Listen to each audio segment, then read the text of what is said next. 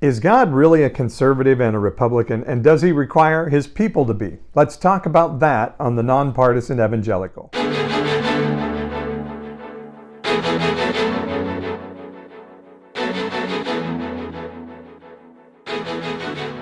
Hi, I'm Paul Swearingen, and I am the Nonpartisan Evangelical. It seems a silly question to ask. Is God a Republican, or does he prefer the conservative ideology? But when you see how evangelical churches and their people talk these days, it seems that he must be. When Jesus was on earth, he spent a lot of time violating the traditions and the norms of the religious community around him. He was very critical of the religious leaders and hated their angry message of rules and the things that God hated and the things that they said made you a good person in the community. That's why I've started the Nonpartisan Evangelical, to have that conversation. I believe God and the Bible requires us to do better. His message of hope and love for people is too good to boil down to what we've made it in the culture around us.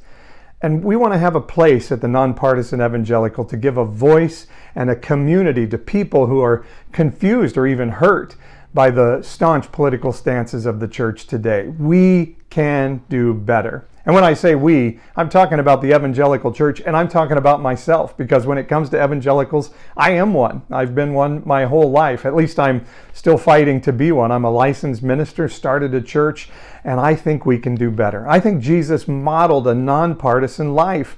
And I'm going to dig into the Bible and tell you where I see that. So I want you to join us on this website. Sign up for our insiders list with your email, or hit that partner with us button and join us on our Patreon site and in that community. I'll be making a lot of cultural commentaries, telling you what I see with what's going on in the news in the day and how Christians maybe ought to respond to it in the way that Jesus modeled for us to do. So join us. Our insiders list, all it takes is you giving me your email address, or go partner with us over on Patreon, and you can help support this great work and this important message and this great community.